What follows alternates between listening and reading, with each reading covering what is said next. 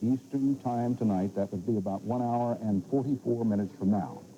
This is Dan Rather at CBS News headquarters in New York. This is our special CBS News coverage of war in the Middle East. We will, of course, be on the air continuously on this CBS station. We're trying to be a steady, reliable, dependable point for you to get information. And part of our candor, what we hope is a straightforward approach to this, is to always emphasize to you 2 points. One, in the early stages of this or any other war, it's very hard to find out what the truth is. Someone once said the truth is rarely pure and never simple. It's never truer, that saying, than it is in the early stages of war. Truth is frequently the first casualty of any war, and it will be in this one. It's inevitable. So we pass along what information we have.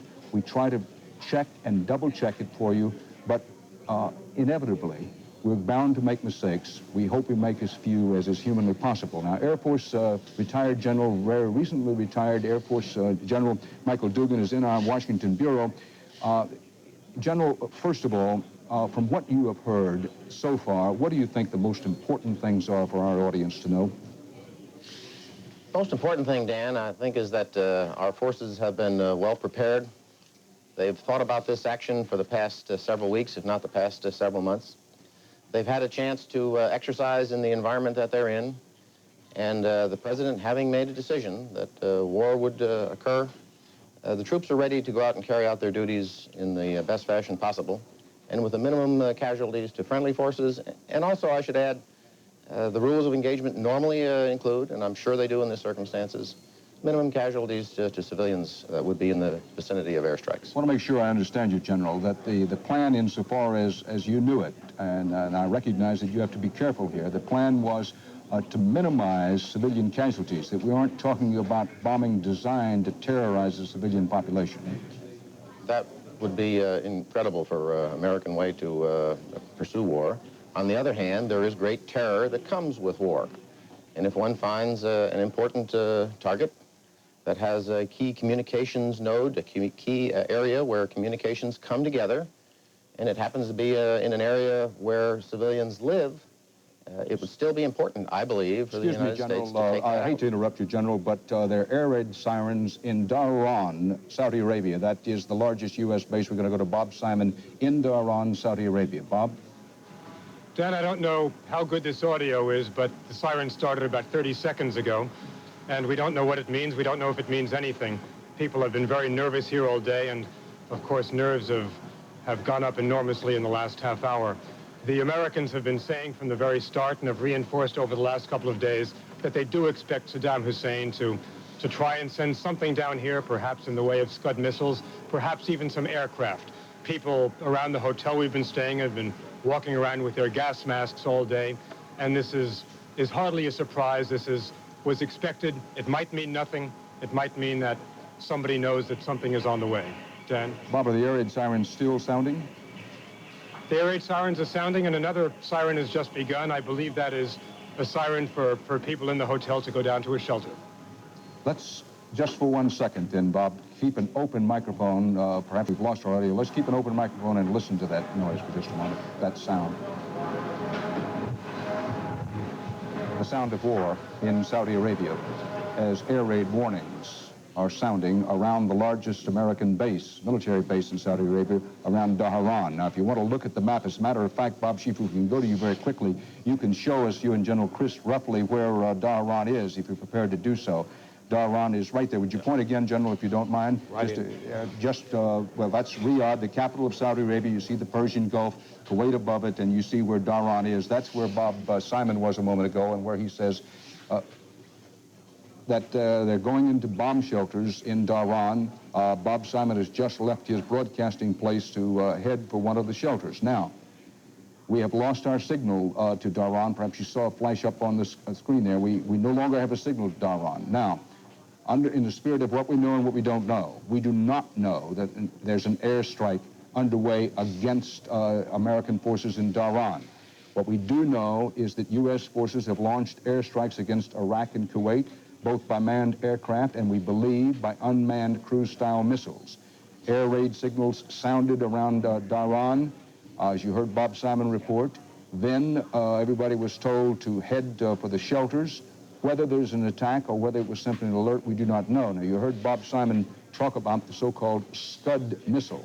The Scud missile is the best that the Iraqis have. It has the reputation of, one, having fairly short range, but enough range to reach targets in Saudi Arabia, including Dhahran.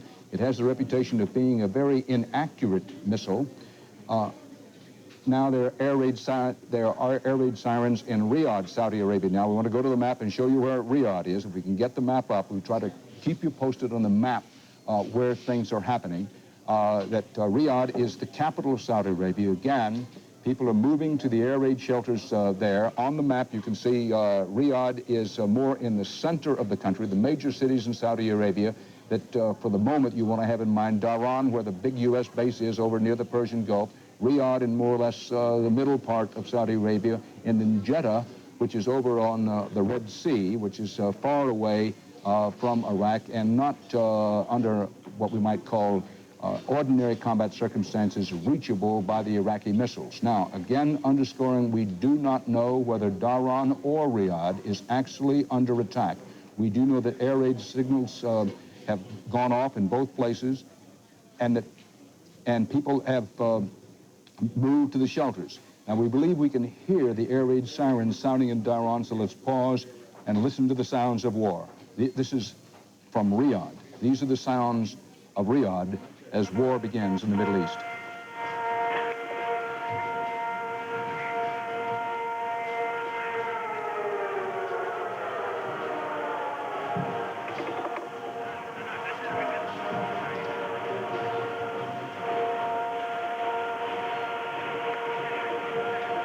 Air raid sirens in Riyadh, the capital of Saudi Arabia. As you look at the map, you could tell Riyadh is, I emphasize, is the capital of Saudi Arabia, although Jeddah is its biggest commercial city, which is on the Red Sea. As you looked at the map, Jeddah would be off to the left, off to the west, and Dhahran would be off to the east. Now, trying to bring you up to date very quickly on what we know and what we don't know. War in the Middle East, combat around the Persian Gulf. Offensive strikes by the U.S. Air Force, by, we believe, U.S. Navy and Marine aircraft as well, although we do not know about the latter. The only thing that's been officially announced by any military spokesman is the engagement of U.S. F-15E fighter bombers, those aircraft designed to knock out Iraqi planes from the sky if necessary, and also capable of attacking targets on the ground. David Martin at the Pentagon has reported that his information is that U.S. cruise-style missiles, known as Tomahawks, the particular style of cruise missile being used in this instance, also have been launched against targets in Iraq and possibly also in Kuwait. We do not know the extent of the attacks in Iraq and Kuwait. What we do know is that the raids have been underway for about 2 hours now. Our most reliable information from U.S. military sources, this was official information, is that the raids began about 4:50 this afternoon Eastern Time. We had some indication of them as we began the CBS Evening News at 6:30 this evening Eastern Time, and then as the evening news developed, it became clear that the air war had begun. I want to pause and again emphasize, in particular for those of you who are just now joining our coverage, so far as can be determined, the air war has started. No offensive action on the ground that anyone can determine. The sequence of events that happened today, in no particular order, there were reports that Saddam Hussein was making efforts to move his chemical warfare machinery closer to U.S. forces in Saudi Arabia. Quickly behind that came an even more heightened alert for U.S. forces in and around Saudi Arabia in the Persian Gulf. And then there was silence, as there frequently is just before an offensive attack. And then the United States attacked targets in Iraq and in Kuwait using manned aircraft. When we say manned aircraft, it's easy when you put up a picture, as we did, of that F-15E, to think of it as a highly sophisticated piece of technological weaponry, and that it is. But in the cockpit is a young man, average age 22, 23 years old, who just a few short years ago was quarterbacking his high school football team, or maybe looking for a jump shot at the top of the key. There are people, there are men in those aircraft. Yes, there are women who fly in the U.S. military, but by law, women are not allowed to be in combat units, so there'll be no women in the cockpits of these particular airplanes. Now, we want to go to Tom Fenton in Israel. Tom Fenton by telephone from Israel. Tom, any sign of activity, special activity there, and what do you hear, what do you know? Well, no sign of special activity yet, although one of Israeli radio monitors said that he cannot find Baghdad radio, so presumably it's off the air. But earlier this evening, Prime Minister Shamir indicated that the United States has apparently dropped its reluctance to coordinate its air battle plans with Israel. Shamir said on television that there's some sort of an agreement with the United States and that Israel was maintaining contact. Now, Saddam Hussein, as you know, has threatened to hit Israel if he's attacked, and presumably he would hit Israel with chemical weapons. The Israelis have made it clear that they would retaliate and would not just let the U.S. Air Force do the job of taking out the missiles. So there was a great deal of worry that Israeli planes and American planes would be in the air at the same time, and perhaps American pilots and Israeli pilots might shoot each other down. The agreement, if there has been an agreement, sort of clears the decks now for the Israeli Air Force to take action. Israeli planes have been in the air on a round-the-clock basis. Whether they will now do something before Israel is hit, if it is hit, is unclear. We're in sort of a gray area now. It wouldn't be a preemptive strike because there's a war already going on. So we'll just have to wait until we get an announcement, and one I think is expected soon. Thank you, Tom. We're going to try to go to General Michael Dugan, the retired commander of the United States Air Force, very recently retired. I'm told that we can't get General Dugan up at the moment. One of the important questions of the hour is if Iraqi missiles or planes are attacking Saudi Arabia, what their likely targets would be. We have air raid sirens in both Dhahran and in Riyadh, Saudi Arabia, and people moving to air raid shelters in both places. We do not know whether any actual Iraqi attacks are underway. The Iraqis are most likely to try to attack with their Scud missiles. Bob Schieffer is with General George Christ, the retired United States Marine General. Bob, taking into account everything that we know and heard thus far, what is your and General Christ's best assessment of what's probably happening, while emphasizing that so far as we know it's an air war here in the early hours? Well, that seems to be what it is, doesn't it, General? This region is exploding. And one bit of information, Dan, that we've just gotten here. An AP network news reporter named Tony Winton, in an urgent voice over a telephone just a moment ago, said, Washington, we're seeing activity in the hotel. He is in Dhahran. After saying that, his line went dead. So this fits in with the other things that we're hearing from Bob Simon. General, when the air raid sirens were heard in Dhahran, what would the Iraqis use to attack Dhahran, and had that been expected? Well, the Iraqis have three kinds of bombers. A Su-24 that's very much like our own F-111, Tu-16, Tu-20. These are good long-range bombers. He also has missiles, what is known as the Al-Hussein missile, which is a modified Scud missile. That's got about a 390-mile range, and that can cover this area. Now, we have air defenses between that, the Patriot missiles, the Hawk missiles, that can take down, or at least we think they can take down, those incoming Scud missiles. We also, of course, have the F-15s in the air and the F-A-18s fighter aircraft up there with AWACS, so it's going to be difficult for him to get his airplanes through. But he has the capability, Bob. Now, let's go back and talk about when the reporters first saw those flashes of light on the horizon back up in Baghdad. Were they seeing, could they see as far as Kuwait, or were they seeing something very near the downtown Baghdad area? What would you they're seeing these airports, these major airfields, about 3 or so within very close distance of Baghdad. There's also some command centers up there, air defense centers, so they're probably seeing that under attack. I think, Bob, that attacks are also going on at airfields in the north and airfields south of Baghdad that generally run along the river all the way down to Kuwait with the air defenses. I think that there are other airplanes on those F-15Es in the air now going after those things. Well, this is going exactly as you and other military experts have suspected that it would, and that is some sort of an air attack, apparently massive air attacks. What do you think is happening right now from what we know, General? Well, what I think is happening right now is that first their surface-to-air missiles are now being taken out by the F-4G, the Wild Weasel aircraft, and the EA-6As being jammed as they try to get rid of those air defenses. At the same time, they're attacking those airfields, trying to get the airplanes on the grounds and in their shelters. going after communication centers, and the missiles that have everybody warned about, I think they're going after too, Bob. Thank you, General. Back to you, Dan. CBS News producer and reporter John Reed is in a protective bunker in Dhahran. Remember, that's on the eastern coast of Saudi Arabia, near the Persian Gulf. John, what's happening there at the moment?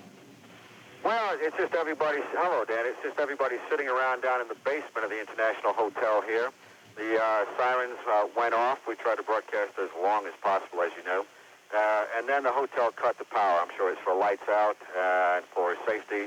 We have no idea whether there's any real air raid about. None of us are going to gamble with that, or of course, we're going to stay down here in the basement until it's all clear.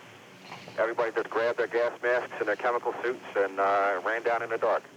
Thank you very much, John Reed. Let's leave that map up for just a moment, if you will, please, because it will help us orient people. As you look at the map, there have been air raid sirens. That doesn't necessarily mean air attacks. Air raid sirens in Riyadh, in the center of Saudi Arabia, the capital of the country. Dhahran there on the coast around the Persian Gulf.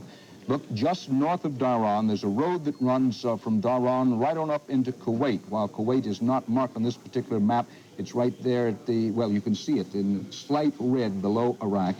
On that road, leading from Dhahran up to Kuwait, is where the U.S. Marines are basically based. If you look on the map now to the west, that is looking off to the left of the map above Dhahran, is basically where U.S. Army troops are. That would include the airborne units, the 24th Mechanized Infantry, the 7th Corps. Now, Kuwait City, this gives you a close in. This is of Kuwait itself. Now, look down just at the bottom of the map. As you can see, Saudi Arabia, the air raids, the air attacks, so far as we can determine, are in both Iraq and in Kuwait. We know that they involve F-15E fighters and other various U.S. fighter and fighter bomber aircraft. It's believed that some cruise missiles, the so-called Tomahawk missiles, have been fired into Iraq. Doug Tunnell is in Jordan. Now, if you remember your map there, and again, we'll show you the map in a moment, Jordan has borders with Saudi Arabia, with Iraq, and with Israel. Doug Tunnell is in Amman, Jordan. Doug, any sign there of heightened activity? Not heightened activity, Dan, but tremendous tension here. Amman right now is an almost silent city. People waiting, people listening, people monitoring foreign broadcasts. Jordanian radio and TV has not yet announced to the kingdom that the war is underway. It's said that they're waiting for word from the palace. CBS News has been told that King Hussein in his palace tonight is monitoring developments in the war and is aware of the situation there, but has not yet determined to tell the people here. That announcement, of course, could be a potentially explosive one for people here, given their strong sentiments in support of Saddam Hussein and largely against military action against Iraq. Also tonight, there is great fear about those Iraqi missiles because, as you pointed out, Jordan is squarely between Iraq and Israel, and Iraq has threatened that in the event of war, they would use the missiles or launch some sort of an attack on Israel. That leaves Jordan in the middle, everyone here waiting and listening tonight to see if that attack should get underway. Doug Tunnell and Amman, and again, if we can put that map up, when we were in Jordan and our various visits to the Middle East over the last few months, one of the remarkable things to me, at least, was when you drove the road from Amman up to Jordan's border with Iraq, you could virtually see just across Jordan's border with Iraq, or where some of Iraq's most extensive Scud missile sites are. There's a reason for that, because the Iraqis wanted to put those Scuds in the best position to strike against Israel, emphasizing, so far as anybody knows, no Scud missiles have yet been fired. But if and when Scud missiles are fired by the Iraqis, it would be possible along that Jordanian border on the Jordanian side to see the flashes of light as they were fired. Now, the reports of gunfire over Baghdad, our people in Baghdad don't know whether the gunfire is incoming, outgoing, or both. They're the report of the Tomahawk missiles, that's the cruise. When we say a cruise, that's an unmanned missile that can avoid radar and avoid enemy detection devices. It carries a warhead. It's a so-called smart missile. We believe that those cruise-style missiles have been fired. squadron of F-15Es took off from central Saudi Arabia, and one of the Air Force officers in charge said, quote, "This is history in the making." Marlin Fitzwater has announced, quote, "The liberation of Kuwait is underway," and he said it was under, and the military gives names to these things, under the name of Desert Storm. That's an upgrade, as it were, from Desert Shield. The President of the United States is going to address the nation and the world in about an hour and 25 minutes from now. That would be at 9 o'clock Eastern Time here in the United States. President Bush will be addressing the nation. Air raid sirens in Dhahran, Saudi Arabia, and in Riyadh. No confirmation, repeat, no confirmation that actual air attacks are underway. Could have been precautionary, but air raid sirens have gone off in Dhahran and Riyadh. There are many more U.S. military people in and around Dhahran than around the capital city of Riyadh, but in both places, people have been moved to bomb shelters. General Michael Dugan, the recently retired U.S. Air Force general, is still with us in our Washington bureau. General Dugan, what kind of targets would be considered prime around Baghdad?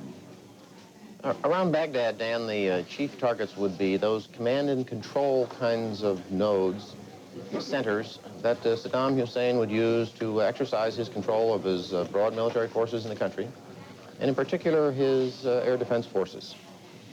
And in Kuwait, what targets would be considered prime? In Kuwait and in the broader areas in Iraq, one would look, for example, at the Scud missiles, I think, early on. They are important to U.S. forces. They're important to the coalition partners. They're important to the civilians that live in the various cities in the vicinity. And those would be a key target that would have political impact in addition to a military impact. And I think that they would be likely on General Schwarzkopf's list of important targets. As we continue our CBS News live coverage of war in the Middle East, General Dugan, the first order of business is to get command of the sky, so-called air superiority. The second order of business would be to take out the Scud missiles, or is that likely to be undertaken simultaneously? A lot of things one does simultaneously, Dan. Air superiority is a condition that one wants to establish so that one can use his air forces to do a whole range of other tasks. General, forgive me, please. As part of our live coverage, a state of emergency is being declared in Israel. We go to CBS News correspondent Tom Fenton. Tom? Dan, that was the Israeli Army spokesman who declared the state of emergency, and he instructed the public to open up these little gas mask kit boxes we've all been carrying around with us for the last few days. They contain gas masks with filters for chemical warfare, atropine syringes, and antidote to nerve gas. The public has been told to open up these kits, which were sealed when they were given them, but not to put the masks on yet. As you know, Saddam Hussein threatened to attack Israel if he were attacked, and the assumption is that the attack would be with chemical weapons, missiles, Scud missiles, which could hit Tel Aviv and tipped with chemical warheads. Iraq is expected or suspected of having as many as 20 chemical warheads. It's not known, however, whether any of these have been loaded onto missiles. Israel has pinpointed a number of missile sites in western Iraq that it would hit if attacked, and has even indicated it might go so far as to attack Baghdad. Dan? Tom Fenton, stay on the line with us from Israel. A state of emergency declared in Israel, so far as we can determine strictly as precaution. Retired Air Force General Michael Dugan, what would be the threat to Israel? We talk about the threat of the Scud missiles. How real, how viable is that threat, and what other threats might there be? The major threat is, in fact, Scud missiles, and it's probably Scud missiles with something like a chemical warhead. The Scud missile has a decent range, but it's not a particularly accurate missile. Indeed, some military analysts have said that it is not militarily effective, because while it might come close to an air base, it might come close to a major military formation, it in fact will not key in on specific identifiable targets at the headquarters of that formation. So Scud missiles with chemical warheads on them, for example, against a well-prepared and well-trained army that has chemical decontamination equipment, that has gas masks, has chemical suits, is not a particularly effective military weapon. It's a terrorist weapon, Dan. And speaking of terrorism, of course, part of the Iraqi plan, which they said in advance, one, they said they would attempt to bring Israel into the war as quickly as possible. Saddam Hussein said it. He said it to me in our interview in August. His top aides repeated it in our most recent trip to Baghdad just a few days ago. They also said that they would not rule out the possibility of using chemical weapons. At one time in August, they said they would, but then that went by the boards.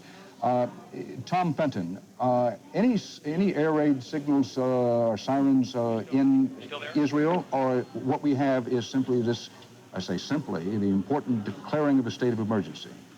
No, that's what we have so far. Now, the Israelis are assuming it will be chemical warheads if they're used, and that's an important thing to know, because if they're conventional warheads, Israelis would be told to go down into the basements and bomb shelters.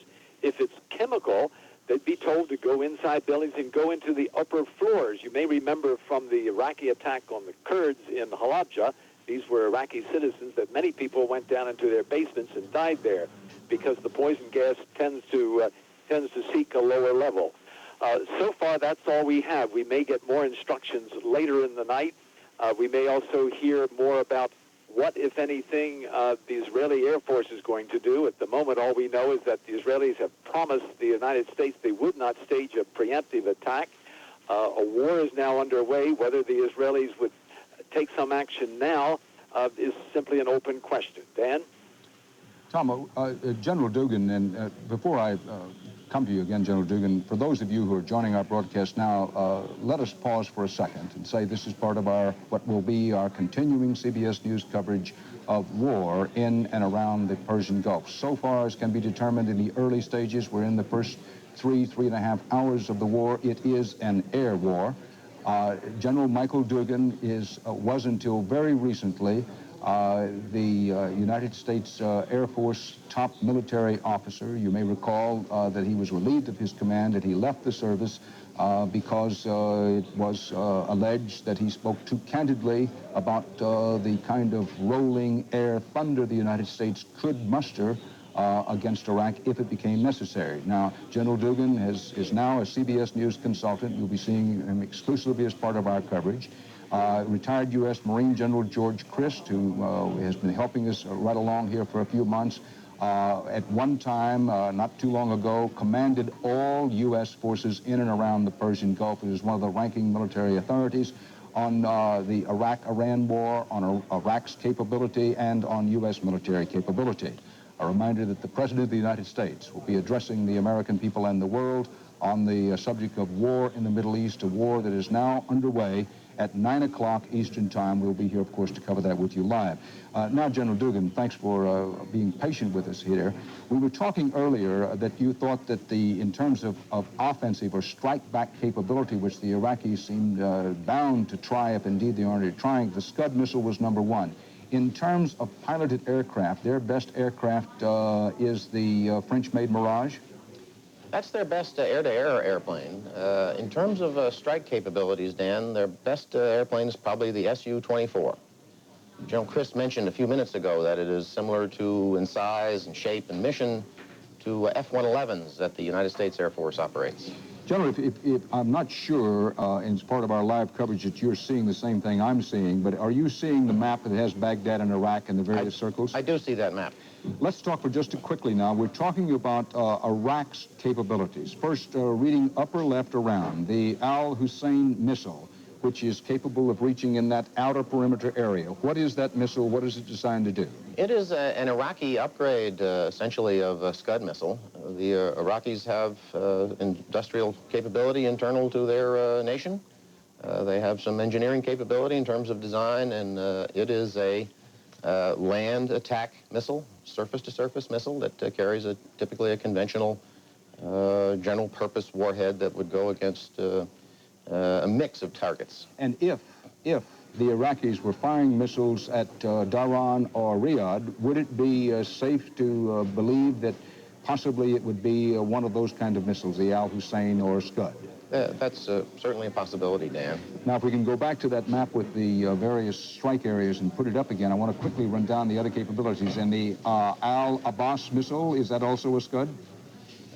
Again, it's an upgrade of a Scud. It's a conversion of a Scud, and it follows along the similar kinds of lines and forms and size and shape. All right, now, and the Mirage F-1E fighter, a French aircraft, you say is their best air-to-air. And if, as we believe, that as we speak, air-to-air combat is underway, that is one plane against another over Iraq, it's most likely that the Iraqis would have the Mirage, or is that too much to believe?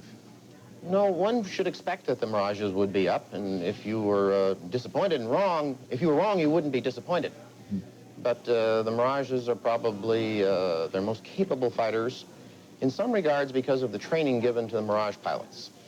The Mirage pilots were trained by the French when they sold the equipment to Iraq. And they were trained in much more flexible tactics than is typical of the general Iraqi pilot brigade that was trained largely following Soviet tactics. General Dugan, our CBS News consultant until recently, commander of the United States Air Force, I think many people do not yet realize that in modern air-to-air combat and air-to-ground combat, a great deal of it is done by computer and done with electronics. But insofar as it gets down to one fighter pilot against another, what's it like up there? What's it like up there tonight for a person, a young man in the cockpit of a U.S. fighter plane? It's lonely. Most of our fighters are, in fact, single-seat fighters.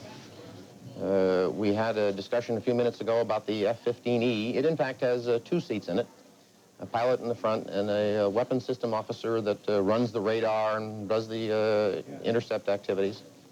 The F-111, which is a interdiction bomber, has 2 people in it. But most of the F-15s, most of the F-16s, all of the A-10s are single-seat airplanes.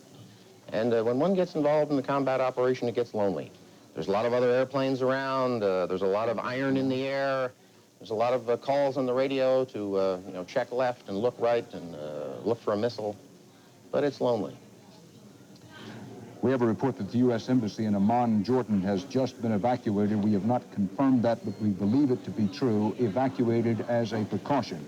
The underscore, and anyone who's been in Jordan recently knows full well that the U.S. Embassy there has been on alert for a long time. Jordan is, in many ways, a fragile country. It has the Bedouin population that commands the country, basically in the form of King Hussein.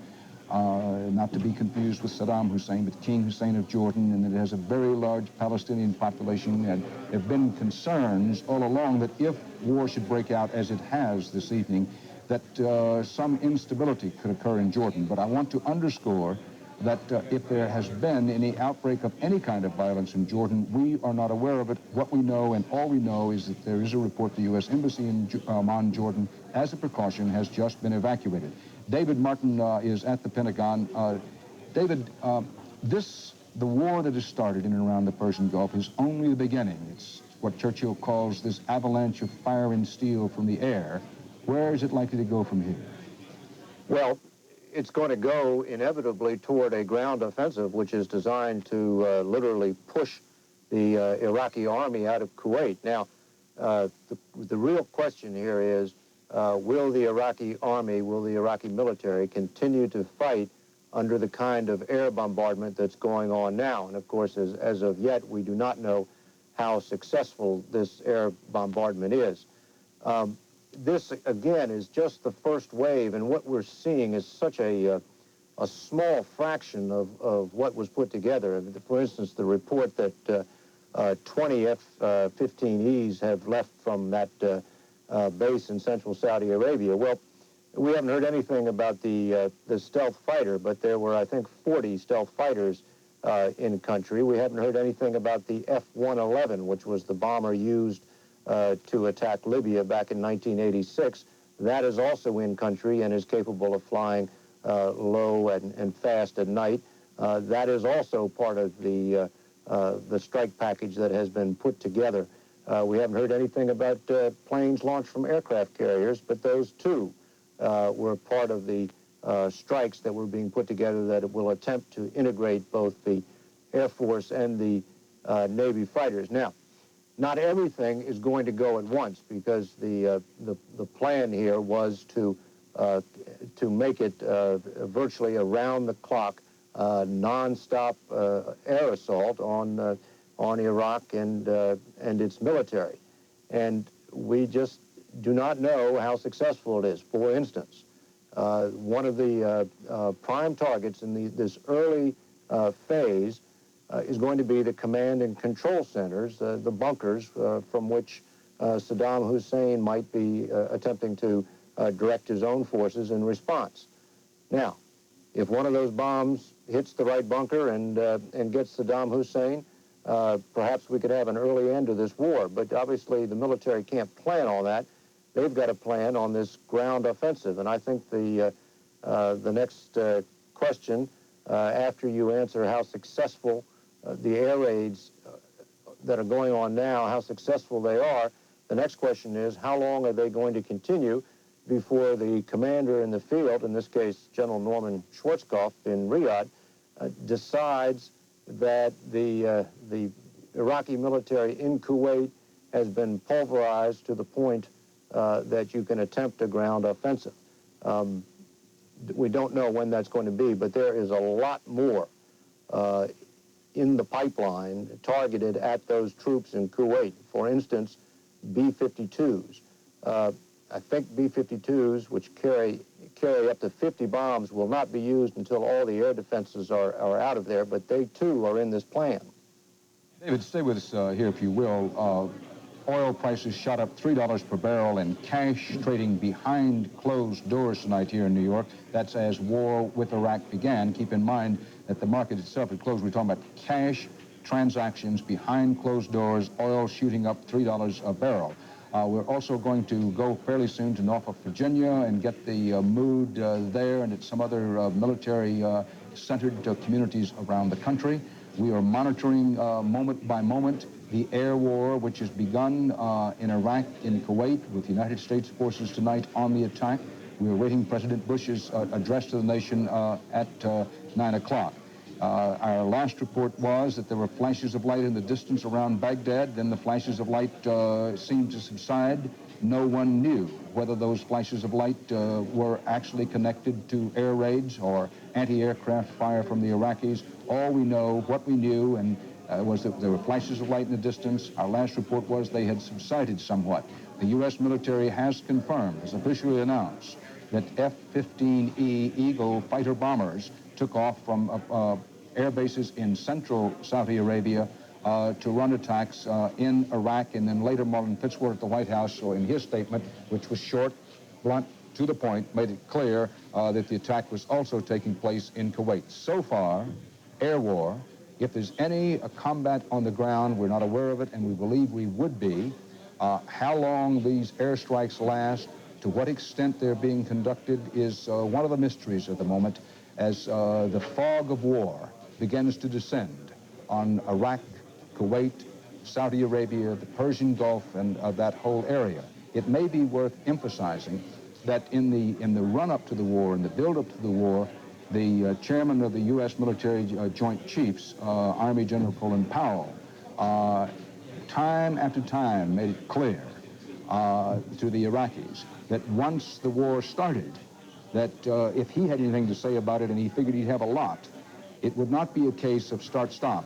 It would be the full force of the United States military. So what David Martin was saying a moment ago may be worth pondering, that we have the first cutting edge of the U.S. military wedge, but there's plenty to come from behind that if the original plan as outlined by General Colin Powell stays. Now, the hope has been and is certainly the prayerful hope of this hour that the combat may be short. But once war begins, no one can be certain of that. We do not yet know what the Iraqi response has been. There have been those air raid signals in Dhahran and Riyadh, but we're not sure. We certainly have no empirical evidence that attack is underway. But let's go to Bob Simon in Dhahran. Bob, I gather you're out of the air raid shelters at the moment. Was there an attack? There was no attack, Dan. It was called a national alert, a national warning. Everyone in the hotel was ordered down into the shelters. Everyone was ordered to put their gas masks on. The American Joint Information Bureau here, the military people who should be keeping us informed on what's going on, were also down in the shelter, walking around in full combat gear with their gas masks. There was a British retired officer who's in charge of the of chemical warfare here, who is hustling everybody into their masks and warning that there could be an attack. There was no attack. We've been out here for a while trying to get to New York. It's been fairly lonely. There's been very little traffic on the roads. A while ago, the steady stream of F-15s that had been taking off from here stopped. We understand that just moments ago, the all clear sounded, and life will shortly, presumably, be returning back to normal as a place can be that is packed with journalists and military people. Bob, have the wave after wave, has the wave after wave of aircraft taking off from Dhahran subsided any? Yes, there's been nothing taking off for the last 20 minutes that we've been out here.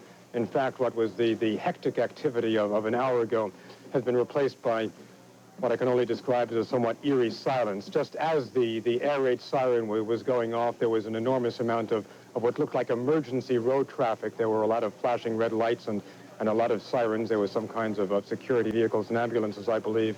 Then that stopped. Now everything has stopped, and people are coming out of the shelters now. This alert, whatever it was, is over.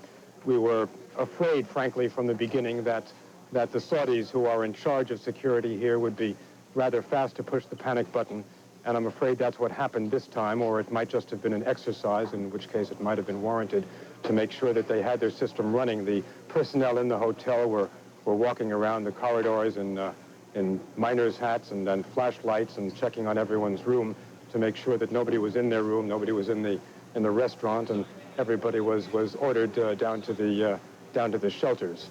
Thank you very much, Bob Simon, in Dhahran, where the air raid sirens have ceased, where people are now coming out of the bunkers where they went as a precaution, and apparently there was no raid on Dhahran. Let's go to Lucy Spiegel, CBS News reporter and producer in the Saudi Arabian capital of Riyadh. Lucy, what's the situation there?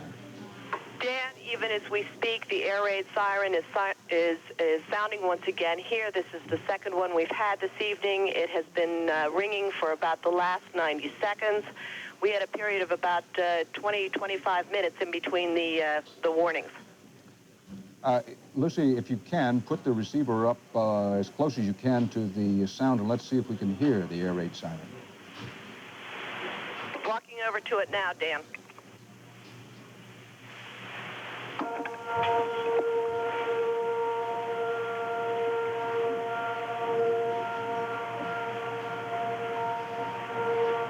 In the old city of caravans and desert people, Riyadh, now a modern capital of Saudi Arabia, live from Riyadh, the sound of air raid sirens tonight as war is underway in the Middle East.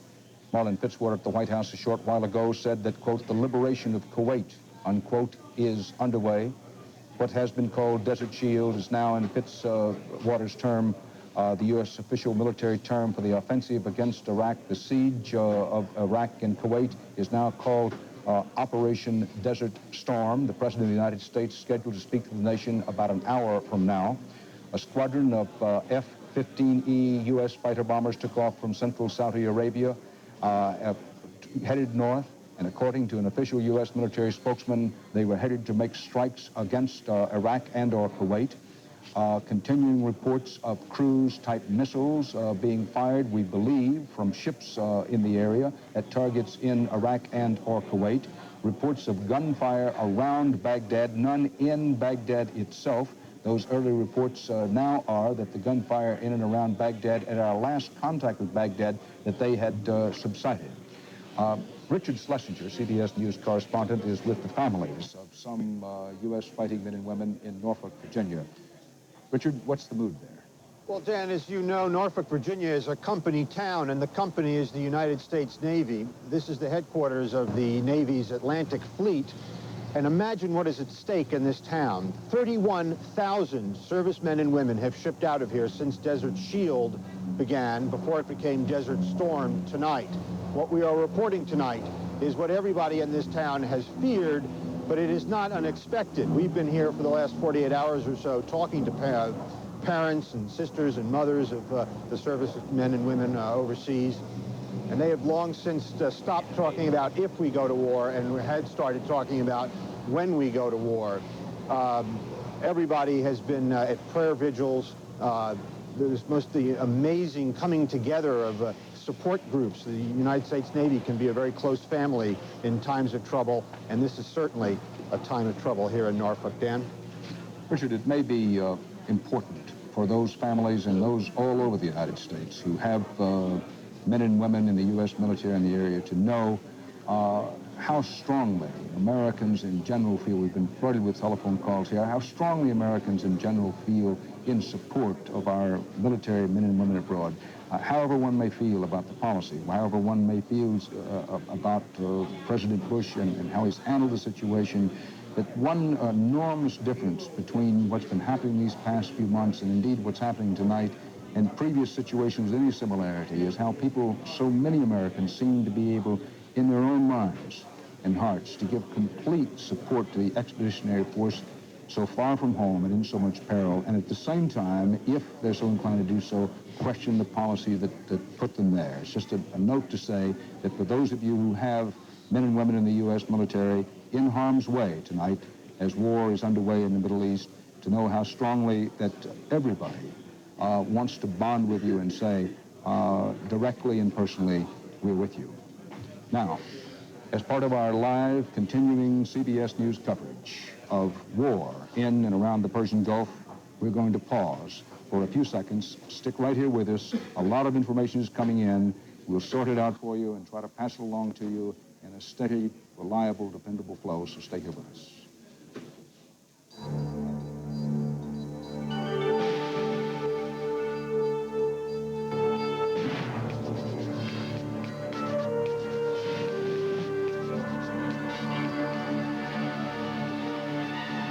You are watching CBS News continuing coverage of Showdown in the Gulf. From CBS News headquarters in New York, here is Dan Rather. Good evening. The United States of America is at war. This CBS News coverage of the Showdown in the Gulf will be on the air around the clock now. The battle over Iraq and Kuwait has begun, as President Bush's spokesman, Marlin Fitzwater, put it, quote, "The liberation of Kuwait has begun. At the moment, it is an air war. If there's any combat involving ground forces, we are not aware of it." At the White House, that was a terse announcement that was passed along by the official spokesman. Here it is. The liberation of Kuwait has begun. In conjunction with the forces of our coalition partners, the United States has moved under the code name Operation Desert Storm to enforce the mandates of the United Nations Security Council. As of 7 o'clock p.m. Eastern Standard Time, Operation Desert Storm forces were engaging targets in Kuwait and Iraq. President Bush will address the nation at 9 o'clock p.m. tonight from the Oval Office. I'll try to get you more as soon as we can. Thank you very much. He took no questions. Desert Storm. U.S. Air Forces now are in the air, on the attack, in and over Iraq and Kuwait. In Iraq, weapons have been exploding. Reports from Baghdad say refineries are being hit. That has not been confirmed, but it is believed to be true that refineries are among the targets being struck in Iraq. And in the air, a number of Saudi Arabian cities have their air filled with the wail of air raid sirens in both Riyadh and Dhahran. Citizens, this is inside Saudi Arabia, were ordered into shelters, into bunkers, and were ordered to put their gas masks on. But no attack came at Dhahran, one of the main staging areas inside Saudi Arabia for the U.S. Air Force and for other U.S. military forces. The massive U.S. attack began about an hour ago from bases in central Saudi Arabia. The first edges of the attack officially are believed to have started as early as about 4:50 p.m. Eastern Time in the United States this afternoon. The White House had planned for the United States military to hit hard, to hit consistently, not to let up, as one military person put it, that once we go, we intend to grab them, not let go, and shake hard, into quotation. And President Bush has been as good as his promise. He said the attack would come earlier, not later, once the January 15th deadline passed, as it did last night. President Bush will be addressing the nation about 55 minutes from now. That'll be at 9 o'clock in the Eastern Time Zone. There will be a Pentagon briefing, the first of the military briefings, and that's where we'll get our first official information about the war that has started. A Pentagon briefing is scheduled immediately after the president's remarks at 9:30. CBS News in Tel Aviv, Tom Fenton, our chief European correspondent, who was once our official correspondent in Israel, is back there now, and he reports the following. The Israeli army spokesman have announced a state of emergency for Israel, a precautionary state of emergency, and the population in Israel has been instructed to open their gas mask kits to get ready, to familiarize themselves with the kits and be ready, but there have been no orders in Israel to put those gas masks on, just to have them ready and to break open the seal on the kits. All of this precautionary, keeping in mind what a short distance it is from Iraq to Israel, how many Scud missiles have been pointed at Israel, and yes, Israel has many defenses, including the defenses put up by the United States military, and while the Scud is considered to be a highly undependable weapon of limited range and accuracy, it is a threat to Israel. But I emphasize, so far as can be determined, in Israel, it is a state of emergency declared as a precaution, nothing more than that. From Amman, Jordan, the spokesman for King Hussein tells CBS News now that the palace is aware that the attack by the United States against Iraq has begun. The great siege of Iraq and Kuwait, which the United States hopes and prays can be over very quickly, has started. King Hussein does not have any official reaction yet, we're told, and the news has not yet been broadcast to the Jordanian people. Let's go quickly to CBS News correspondent Bob Schieffer, who covered the war in Vietnam and is now covering this war in and around the Persian Gulf with retired U.S. military General George Crist, keeping in mind that General Crist fairly recently commanded all U.S. forces in the Persian Gulf before he retired. Bob? Dan, hearing you talk about the announcement that's been made about Israel being under a state of alert, a state of emergency now, General Crist, all the more ominous when we recall that news conference that Tariq Aziz, the Iraqi foreign minister, held when he said, if you are attacked, will you attack Israel? And he said, yes, absolutely. Perhaps General Crist, here at the top of the hour, it might be well to go back and just sort of review what has happened in these last few hours. It's about 10 minutes before 7 Eastern time, I guess, when we had the first reports of light anti-aircraft fire being reported here in Baghdad. Then shortly after, the sirens sounded in Tehran in Saudi Arabia, where our U.S. troops were. Also, air raid sirens went off in Riyadh. But in both of those cases, it's our understanding now that those were apparently just practice drills. What has happened since then, General Crist? What has happened, Bob, is the air war has started. Now, we know the F-15E, which is a long-range fighter bomber, has already gone in. I have to assume that the F-111 fighter bombers have now also gone in.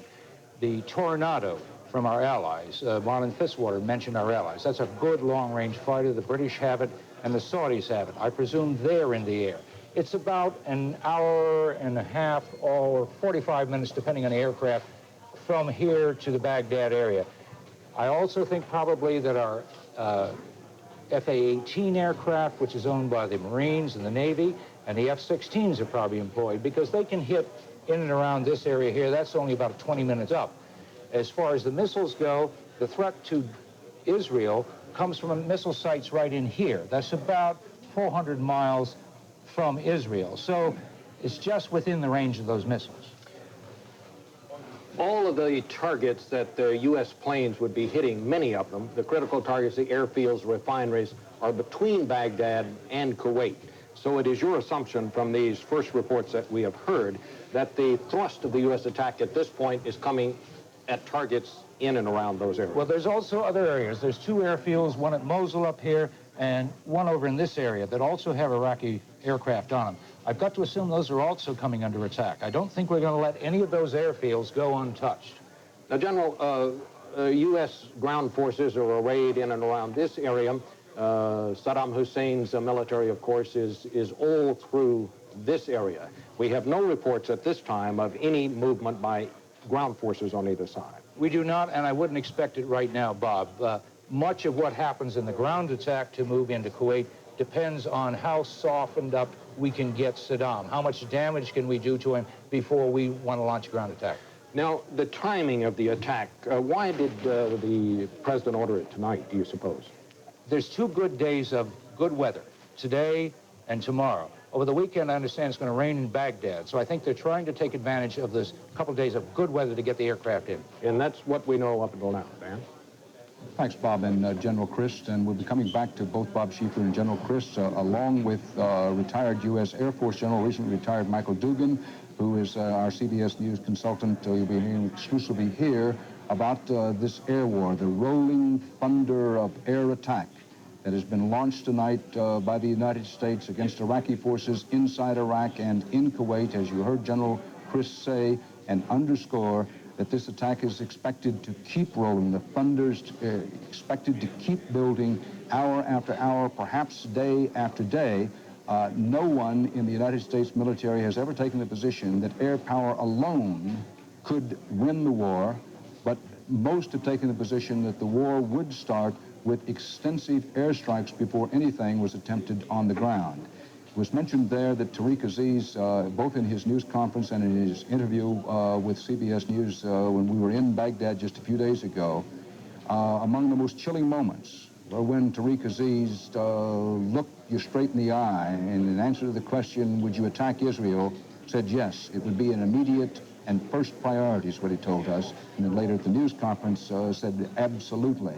It is worth perhaps pausing when we say, well, we're going to Israel fairly often. We've talked about the state of emergency in Israel, that Saddam Hussein, in his interview with us when we were in Baghdad and interviewed him, made it very clear that while attention was focused on the Persian Gulf, that his dream, his long-range strategic mission is to lead a triumphant Arab army into Jerusalem to crush Israel, the only true democracy in the area and the United States' main ally.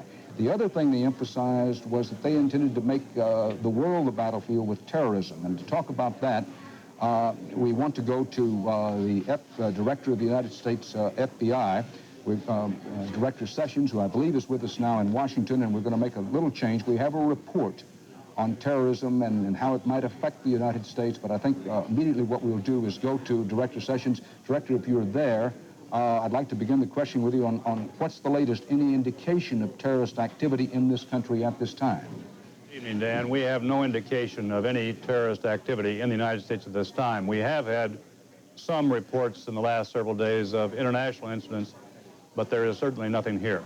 Now that war has broken out, do you expect that terrorists will bring their attacks to inside the United States? Well, of course, Dan, we have no idea. We have the word of Saddam Hussein that he will bring those acts to the aggressors, and we presume that he means by that the American people. So we'll simply wait and watch and see. Sorry, besides what Saddam Hussein and people such as Tariq Aziz have told us personally and directly, do you have any other intelligence that would indicate that that's their intention and that they have the capability of doing it? Well, as you know, our systems of intelligence gathering are open worldwide. We have extremely cooperative allies. We have law enforcement agencies around the world that do supply information, and we simply have to take the word of Mr. Hussein that he intends to bring it around the world to the aggressors. We're speaking live and direct from Washington with the Director of the FBI, Judge Sessions. Judge Sessions, I want to pause and say that there's no intent here, and I know it's not your intent, to alarm people, but the best defense, of course, is in a democratic society is information. It's in that spirit that we say to everyone, steady as we go, but here's the most reliable, dependable information we can get from the FBI Director. If there are to be terrorist attacks in this country, what kind of attacks are they likely to be? Dan, first of all, let me say that I appreciate your making that word of caution. As you know, I had been invited to come on this program much earlier and came tonight as a part of a planned appearance. And I appreciate that. So far as we know, it could take virtually any form, but the favorite form of terroristic activity around the world has generally been connected with bombings. And there are other capabilities, obviously. We have no certain idea of what type of activity there will be, but suspicion that it will be of that type. Judge Sessions, I will note that 48 Hours was to have a special edition tonight about the war in the Persian Gulf, and Judge Sessions, the director of the FBI, agreed to come in for that. Of course, we've gone to our CBS News live coverage of what is now war in the Middle East, and that's the reason you're with us, and I appreciate it. But what's the FBI been doing to protect the American people against this terrorism threat? Well, Dan, as you know, the responsibility for counterterrorism in the United States falls on the responsible shoulders of the FBI. So for many years, we have been dealing with the gathering of intelligence worldwide from law enforcement agencies, our federal agencies, state and local law enforcement, those people who can be of help to us. And so those continue. Of course, we have also the capability with our SWAT teams, with our hostage rescue teams, with those responsive type capabilities that if there is an event, we'll fall into line and we'll immediately be reactive. And Judge Sessions, do you believe that there are terrorists already in the United States with the intent, with the mission to cause death and destruction here? Well, there's no way to tell about what their intent or what their activity may be, but yes, there are elements of those terrorist groups that have been identified as being in the United States. And what can individual Americans do to protect themselves? Well, I would hope that, first of all, people will be alert and that they will, as Americans have traditionally done, help supply that information to law enforcement by calling the FBI, by calling their local police and conveying that information that may be of a nature which will help us deal with any potential terrorist act. And I hope that does happen if it comes to their attention. Judge, we're at war. Yes, sir. And particularly at war, we don't want to back away from the tough questions. If you're a mother, an American mother who happens to be of Jewish heritage, and you're particularly worried about what might happen at the Jewish school tomorrow, do you send your child to school? Well, I would think that life should go on as usual. All of us know that Mr. Hussein has made particular emphasis on Americans, British, and Israeli targets. But I intend to live my life normally, and I think people should go about their business, should be alert, should be careful, and of course should convey information that they believe may be of help to averting any sort of terrorist activity. And we know that the FBI has been talking to Americans of Arab heritage, particularly those of Iraqi heritage. That's true. What should our attitude toward them be? This is a big country where one's patriotism is automatically assumed. There's no reason not to continue to operate that way, is there? I think that's precisely so. These are Arab Americans, and they are very much American and very supportive and very cordial, by the way, in the FBI's relationship with them. We continue to know that these people are strongly in support of American policy and that they are also strong and constant good Americans. Judge Sessions, we very much appreciate you being with us. We know how busy you are as director of the FBI. As we leave you and go back to our live CBS News coverage of the war, what, in your opinion, is the single most important thing for Americans to have in mind tonight, particularly in the context of the terrorist threat?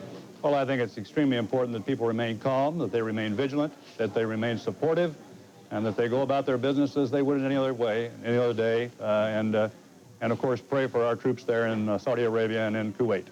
The director of the FBI, thank you very much, Judge Sessions. We're going to go quickly to Amman Jordan and CBS News correspondent and Middle East affairs expert Doug Tennell. Doug?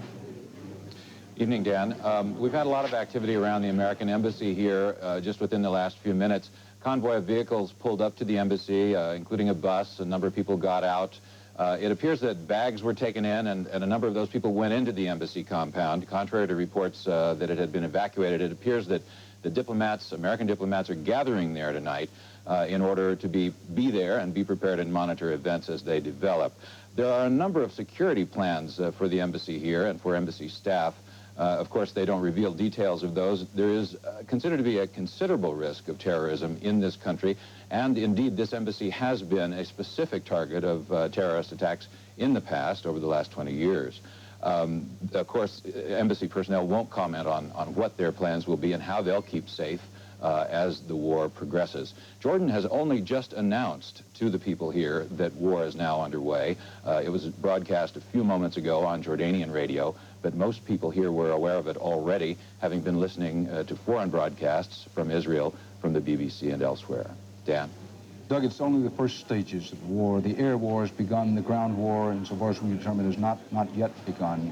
Have you talked to any person in Jordan who believes that once this ends, when it ends, however it ends, that Jordan will be the same on the map as it is today? No, I think everyone here in the country believes that this country, indeed the Middle East entirely, will not be the same place that it has been until now, that we're on the brink of major changes. I think here almost no one believes that this war will be limited Certainly no one sees this war as a war simply between Iraq and the West or the coalition. Everyone here sees it in a much wider context because, of course, even here, Saddam Hussein has tremendous support. Many people, many Palestinians and Jordanians support his policies and have given Iraq active support and are going to be very much against what is unfolding in the Gulf tonight once they wake up tomorrow morning and begin to hear about these events. Doug Donnell and Amman Jordan, as we speak, gallant Americans in the cockpits of their aircraft are carrying the air war to Iraq and to Iraqis in Kuwait. It may be as good a time as any to note that when they talk about air power, frequently somehow the impression is conveyed that when you engage in airstrikes, when it's the air war, that is pristine, that there aren't casualties. Not true, and as General Michael Dugan, our CBS News consultant, until recently commander of the U.S. Air Force, has been underscoring, when you engage in these kind of air attacks, there are going to be downed aircraft, there are going to be casualties. The goal, the mission, the whole strategy is designed to have as few casualties as possible. But no one should be kidding themselves tonight. We have to face the fact, and it is a fact, it is the truth, that Americans are fighting and dying over Iraq and Kuwait at this hour. Dateline, the United Nations, the UN Secretary General is sequestered in his office in New York this evening watching news of the attack on Iraq. It is not known whether the Security Council will convene to discuss the matter. The Council on November 29th, of course, authorized the use of military force if necessary to dislodge Iraqi forces from Kuwait. And tonight, United States forces, backed by various allied forces, British, French, Egyptians, to name only a few, are attacking Iraq and Kuwait. I want to underscore that so far as we can determine if Allied forces are engaged in the early stages of the air attack, we're not aware of it, although Bob Simon believed that he might have heard some of the British aircraft taking off from Dhahran, but we'll just have to wait later reports to see what we can confirm. Let's go down as Walter Cronkite moves into the studio to help us. Charles Kuralt, our CBS correspondent, gathering here as part of our live coverage. We'll be going to them shortly, but first let's go to Lesley Stahl at the White House. Lesley, what's the situation there now as we're about, 35 minutes from the time the president will be addressing the nation? Dan, the president is right down this hallway. I don't think you can see it, in the Oval Office, getting ready for that speech. We are told that he began writing it 3 weeks ago. In other words, he had set this attack in motion at least 3 weeks ago. We are told that the decision to strike Baghdad at 7 p.m. Eastern Time tonight, to start the war at 7 p.m. Eastern Time tonight, was made at least 2 days ago. The president got the news that the attack had started off television news reports. He was in the Oval Office watching television. He was with the vice president, Mr. Quayle. He was with his national security advisor, Scowcroft. He was with his chief of staff, Sununu, John Sununu, and with his press secretary, Marlin Fitzwater. And he said, quote, "That is just the way it was scheduled to start." At 7 p.m. Eastern Time, the first bombers reaching Baghdad right then. So this decision, the firm decision to attack at that time, made at least 2 days ago, maybe even more. Marlin Fitzwater couldn't tell us. We asked the press secretary moments ago if this was going to be nonstop bombing or would there be a pause. There have been some reports that the president had built in a short strategic pause to give Saddam Hussein some time to think it over. Marlin said all he knew was that the battle had begun to liberate Kuwait. He couldn't tell us much more than that. The president began notifying leaders of Congress at 6 p.m. Eastern Time. He reached the four leaders of both the House and Senate, 2 on each side. At 6, between 6 and 7, spoke to them personally. Right now, he's working on his speech. They tell us here it will begin at exactly right on the button at 9 o'clock. All of this has been carefully orchestrated, as I say, over at least the last 2 days. Dan? Let's start. We're going to go now to David Martin at the Pentagon. David, U.S. military officials have been saying for some time that no one should be misled, that if and when the air war started, and it is now underway, the intention was not to pause, not to let up, that it would, in a word, just keep coming. Well, of course, the business of strategic pauses was one of the many unhappy experiences of the Vietnam War. We kept thinking that we could bomb them for a while, and then we would halt, and they would come to their senses and do whatever it was at the time we wanted them to do. Well, that theory of warfare has been discarded. But Dan, you mentioned earlier the old line that in war, truth is the first casualty. And I think we need to keep that in mind as we go along here. So far, the only thing that I'm aware of that the U.S. military in Saudi Arabia has said officially is that those 20 F-15Es took off from a base in Saudi Arabia. Now, I have no doubt that that's a true statement. But whether or not those particular planes are an integral part of the attack or not, I'm not so sure. Because remember, there's another audience besides the American audience, and that, of course, is Saddam Hussein and his advisors in Iraq, and military operations depend on deception. So I'm not suggesting that the U.S. military would put out deliberately false information. I am suggesting that we should keep in mind it is possible they would put out factually correct information, but information that was also designed to mislead the Iraqi leadership as to the exact nature of the attack. I think it's also possible that that cruise missile attack, if that is in fact part of this plan, was designed as much to get the Iraqis to shoot off their missiles as it was really to destroy targets. David, very quickly, what do you think is the most important thing for our audience to know at this hour about the air war that is underway? Well, probably the destruction that is being delivered upon Iraqis. A lot of those Iraqis who have spent the last 5 months digging into Kuwait will, I think, now have found that they were digging their own graves. Baghdad Radio is reporting what it calls wave after wave of aircraft over Iraq's principal city. A footnote here, propaganda, of course, is one of the weapons of war. And what Baghdad Radio says is happening and what in fact is happening is something for each of you in your own mind to decide how much weight to give it. But Baghdad Radio reports now that wave after wave of aircraft are over the Iraqi capital. Earlier we had from our own CBS News correspondents in Baghdad, including Alan Pizzi, who is steady and as cautionary and judicious a reporter as I know, reported those flashes of light around Baghdad, but he didn't know what to make of them. Widely believed that that was part of the air assault, but not confirmed.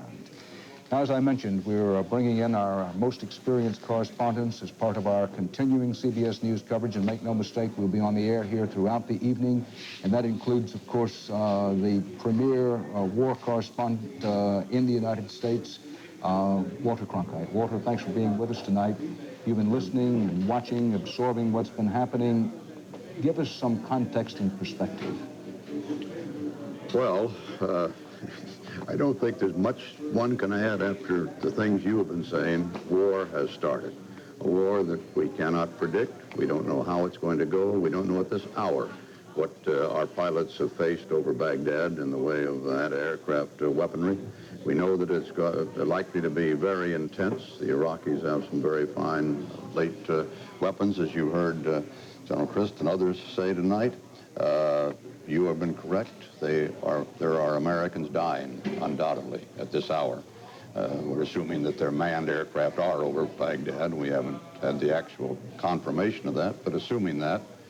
The one thing, just in regard to that at the moment, Baghdad Radio suggesting there are wave after wave of American bombers overhead suggests, it's rather typical, I think, Iraqi, Arabic overstatement. We don't attack in waves and waves of bombers anymore. That goes back to World War II. They're pretty much individual attacks coming in succession, indeed, but not in waves, I don't believe. Excuse me, Walter. Scott Pelley, our young correspondent in Dhahran, is there a Scud missile attack alert is underway? Scott, what are the details? Dan, at this moment, there is an air raid alert. We are told here in Dhahran by U.S. military officials that it is a Scud missile alert. Apparently, there has been at least a scare. We are not sure if it has been confirmed, I should say, at this point, that Scud missiles are inbound to our location here in Dhahran. Dhahran is a city on the Persian Gulf.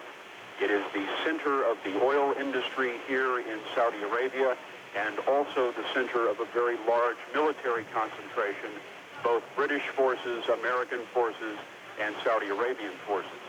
I am reporting to you from the basement of a building here in Dhahran. We are told once again by military officials that this is a Scud air raid alert. As you know, Dan, the Scud missile is a Soviet-designed missile, surface to surface. There has been some concern over the last several months that the Scud missiles might be used to deliver chemical warheads to areas in the rear, such as where we are now. Dan?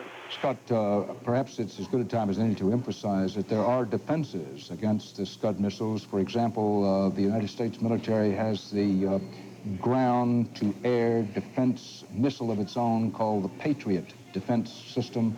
And in our most recent visit a few days ago to Dhahran and the U.S. military installation there, it literally bristled with those Patriot protective missiles, which are designed to knock Scuds out of the sky. And as you look here at this map, you see Dhahran. It's on the on the east coast of Saudi Arabia, facing the Persian Gulf. That road runs straight from Dhahran all the way to Kuwait City. Along that road, north of Dhahran, as you look at the map, up close to Kuwait, at the point of the spear, basically United States Marines on both sides of that road. They also have Patriot defenses against the Scud, possible Scud missile attack at their disposal, as well as any number of U.S. air-to-air defenses. So when one says that Dhahran is on a Scud missile alert, that does not necessarily mean that Scuds are headed there, as Scott Pelley said twice. His source is a U.S. military source. He says there's a Scud missile alert, that there are defenses against these Scud missiles.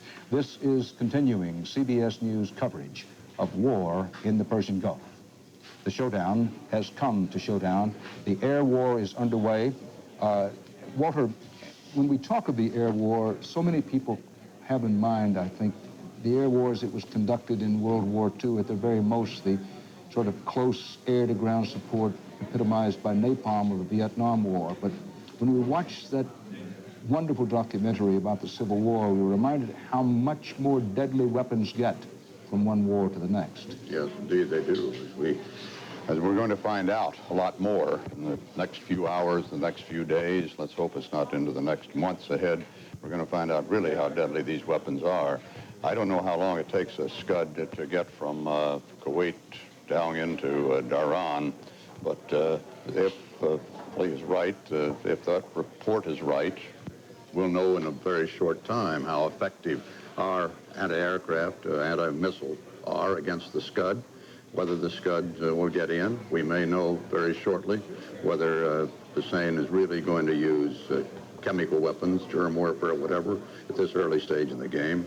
Already we're beginning to see some of our pre-war scenarios knocked down and supported, as a matter of fact. The scenarios put forth by one set of experts or another, one that we would attack just as we have attacked in this particular fashion, with the missiles first to get them to use up some of their anti-aircraft missiles, also to set them into some sort of confusion in their command quarters, and then the airplanes coming in after that, hopefully with a lot of their missiles now targeted elsewhere. But on the other hand, we've gotten through now a couple of hours of this warfare, 4 or 5 hours of it, I guess. And the scenario, fortunately, that Hussein would strike at Israel right away has not panned out. We can be very happy to say, at this stage anyway. So we're going to learn these things minute by minute as we go along. And this is the major test in the next few hours, the next few days, of the adequacy of our missilery, of our weaponry, of our aircraft, of our tanks, perhaps, and they get into action soon. And that is something we can hold our breaths about. We have confidence, or we should have, and hope we have confidence in our weaponry, but you never know in what they're going to face when they go into the actual combat. They've never done it.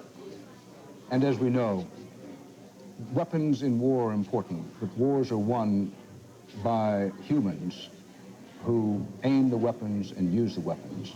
in this war as in every other war. It will get down to the skill, the courage, the valor of those who have the weapons on either side. Another way of saying it's easy to forget when we talk of the technology, the missiles, and what a Scud can do, what our F-15Es can do, and it gets down to a young man, or in some cases, a young woman. David Martin at the Pentagon has some late information. David? Dan, two things. One, there apparently have been some reports of some sort of attack on a Saudi airfield. My best information as of just a couple of minutes ago is that there has been no attack on any Saudi airfield, despite the reports we've heard of air raid sirens and the like in Dhahran. Second, initial reaction of U.S. commanders here is that the raid is going extremely well. Now, remember that the old maxim that first reports are always wrong, and commanders in the Pentagon receive those same incorrect reports. But first reports indicate that the raids are progressing as well as can be hoped, and that the Iraqi Air Force, which of course would be one of the main impediments that the U.S. Air Force would have to overcome, has not had any notable success in even getting off the ground.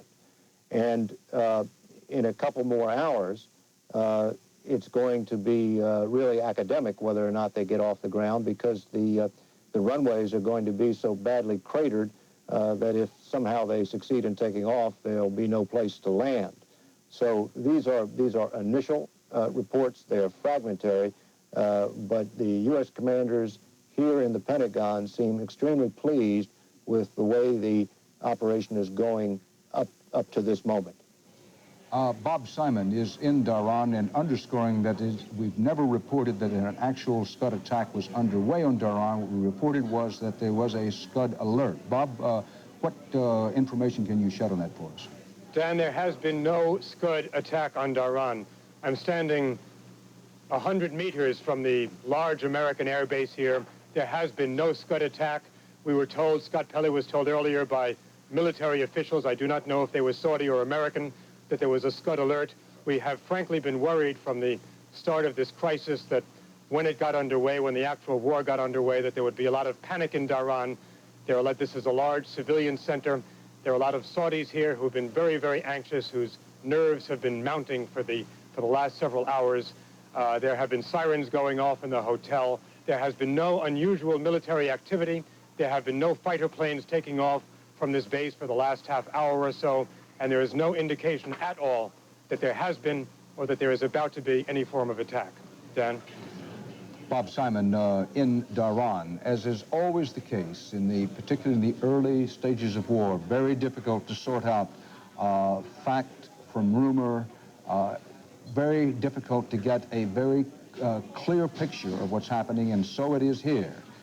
We know that a tremendous air attack has been launched against Iraq and Iraqi forces in Kuwait. Beyond that, we don't know much about it, but we know about the weaponry that's being flown, the young Americans who are flying it.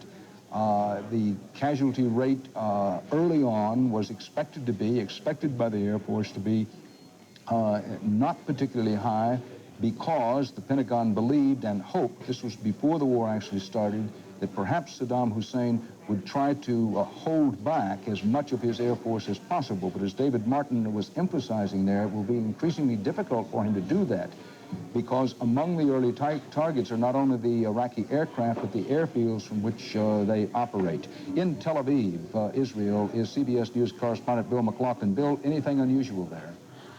Well, the very latest, Dan, is that a full and complete, a total curfew has been imposed by the Israeli army on the occupied Arab territories, on Gaza and on the West Bank. No one can move. They're sealed up tight.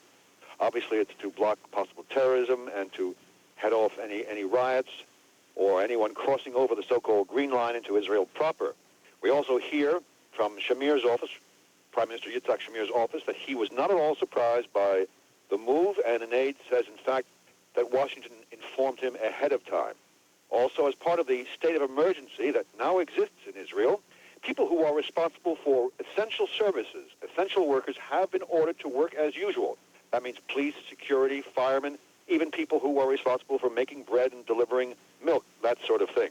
Again, also as part of the state of emergency, people have been told to open up their gas mask kits because this country has been menaced by Iraq, menaced by a possible chemical warfare attack.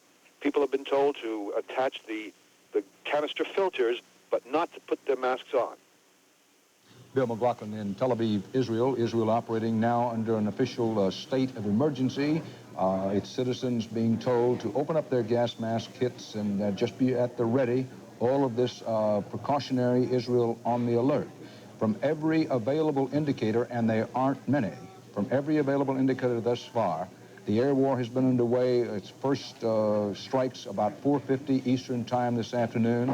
With, as Lesley Stahl reported from the White House, the center of the strikes beginning in and around Baghdad about 7 p.m. Eastern time tonight. And we had our own eyewitnesses, correspondent Alan Pizzi among them around Baghdad, reporting flashes in the distance about that time.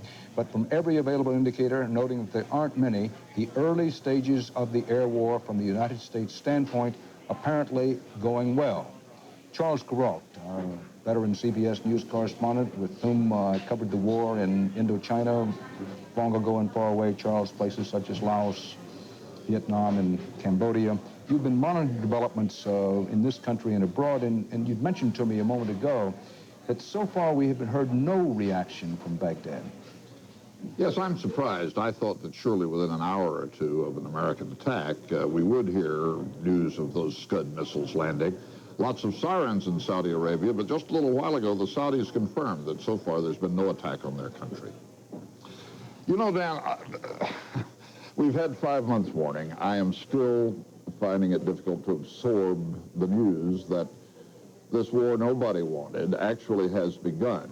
They are not having any trouble absorbing the news, by the way, in the closed rooms in New Orleans and in Houston where oil is traded. You said just a little while ago that oil was up $3. Make that $9. They say you can't buy a barrel of oil tonight in New Orleans or Houston for under $41. The all-time record is $41.15. I'm sure the price of oil is going to set a new record tomorrow. Americans are hearing about this news all over the country now, of course.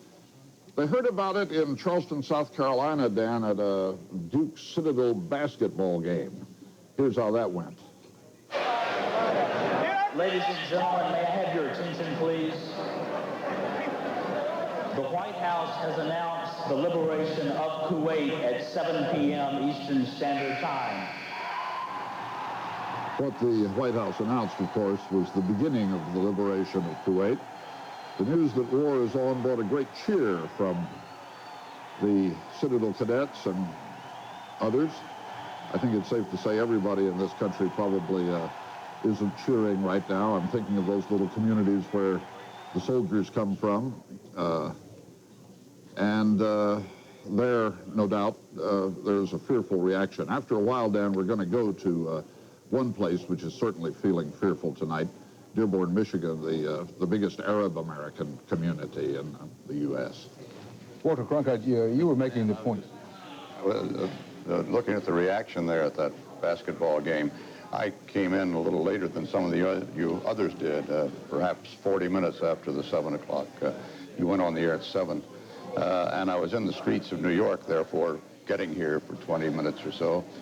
And it is an eerie feeling. I was listening to the radio in the car and driving in, and it's an eerie feeling driving through the streets and seeing no reaction on the streets of New York. I kind of half expected somehow or other to come out of my house, Upper East Side, and find people off the streets rushing to their television sets, rushing to their radios.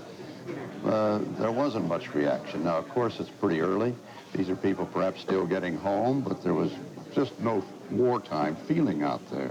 And my cab driver, as a matter of fact, was a Haitian, it turned out, and I don't think his English was all that good. In fact, I'm sure it wasn't trying to get here. But he had the radio turned to some French musical program.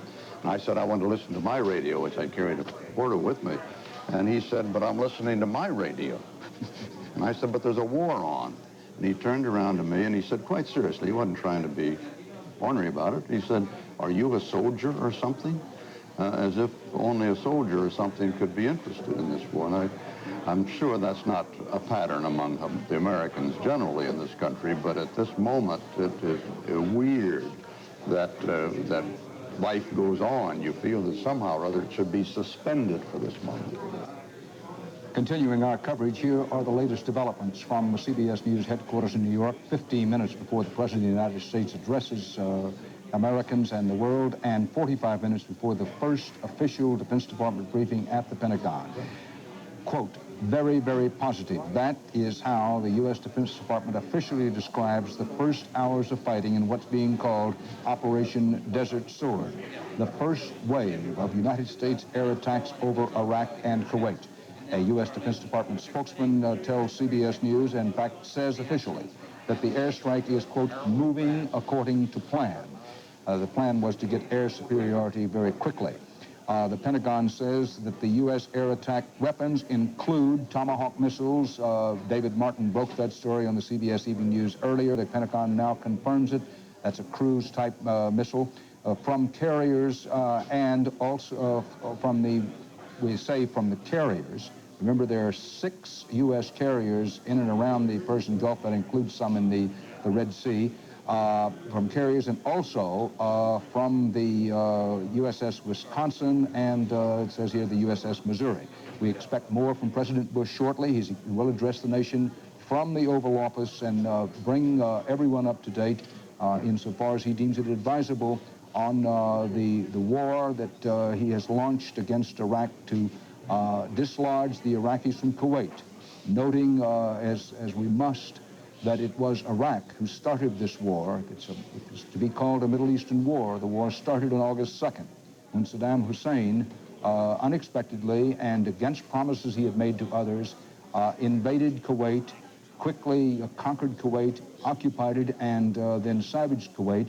At that point, the Middle Eastern war started. This, the second phase of the war, a counteroffensive, if you will, by the United States and its allies, including the British, the French, Egyptian, and others, has now begun.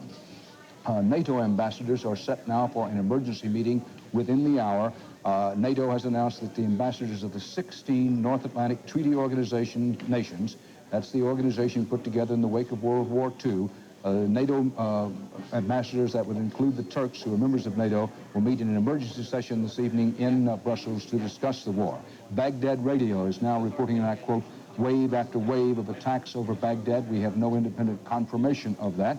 From what we know, the entire air attack, the entire attack so far has been from the air. That was the original plan. President Bush may or may not want to address that part of it in his address, which is coming up shortly. But so far as we can determine, no combat ground action thus far in Saudi Arabia. What CBS newsman Scott Pelley in Dhahran described as a, quote, Scud missile alert, that doesn't mean an attack, but an alert about a possible attack, was in effect in Dhahran for at least a short while. Air raid sirens went off in both Dhahran and Riyadh, sending people in Saudi Arabia, including Americans, into prearranged shelters. But CBS News correspondent Bob Simon says that there has been no, and I repeat, no Scud missile attack confirmed anywhere in Saudi Arabia. In Israel, authorities there ordered people to stay indoors and have their gas mask kits open and ready for use. A state of emergency was put on as a precaution in Israel. World oil markets, as Charlie Carrault reported just a few moments ago, reacting upward. Oil prices have soared to $40 a barrel. They are expected to go higher and are expected, they have not yet cracked through the previous high of $41+ a barrel. We emphasize that, yes, many of the oil markets closed earlier in the day, but a lot of cash trading goes on behind doors, closed doors, and that's what's happening this evening. Continuing our coverage of the events in and around the Middle East, we'll go to in Charleston, South Carolina. CBS News correspondent Aaron Moriarty is with an unusual U.S. military wife. Aaron? Dan, I think that it's fair to say that all Americans are going to have some difficulty sleeping tonight, but imagine how much worse it is for a naval wife and mother. We're with such a woman, Judy Davenport. She has both a son and husband on ships, but she's become an unusual and controversial figure in Charleston, South Carolina, because for the last 5 months she has been criticizing the deployment. Judy, for the last 2 days I've been with you, and I know that you have been hearing about the possibility of a strike on Iraq, but was there a side of you that just didn't think this was going to happen? In my heart, I just never believed it would happen. This is America. We don't do things like that. I just never believed that we could bomb a city where women and children and innocent people live. Well, you've got a little bit of good news today. This afternoon, you found out that, what, your son is not exactly in the area? My son's not in the area at all, which was wonderful. I spoke with him. He's on a submarine, and he's near home. But do you have any idea where your husband is right now? The last I knew, off the coast of Kuwait in the Persian Gulf. And what does a naval wife do when you're trying to find out how your husband is or what's going on his ship? She watches the news. There's no other place to call? No one has any information that they can give out to us until it's public information. Just a day ago, you thought, you know, for the last 5 months, you've been protesting with this idea that you thought you could avert this. How do you feel at this moment? That I have to fight all the harder to stop this. This is not right for America. Not right at all. Well, we're inside. I understand that there are naval neighbors who are upset with your stance at this point. Will you still continue with protesting the deployment? Those that are upset don't understand that what I'm saying is I support the troops 100%. It's for the troops that I object to what the president has sent them to do. And you see the results already, and this is only the beginning. Dan, at this point, I guess the only thing for Judy to do is to sit and watch along with us, and we plan to stay. From what I understand, I've talked to the naval authorities, and they say that the only information that she can get about her son or husband, and it does appear that the information's okay about her son, will be through the Department of Defense, so she just sits and waits tonight. Aaron Moriarty in Charleston, South Carolina. Aaron, if you would convey personally and directly to her, as we're trying to convey to every American family who has a friend or relative at peril in and around the Persian Gulf, how very much our thoughts are with them, and whatever one may think of the policy, whatever one may think of war, it's very important that they know that we're with them in solidarity, in hope that their loved ones come back, and that the war that is now underway in the Middle East is, as it is designed to be with the Pentagon, short.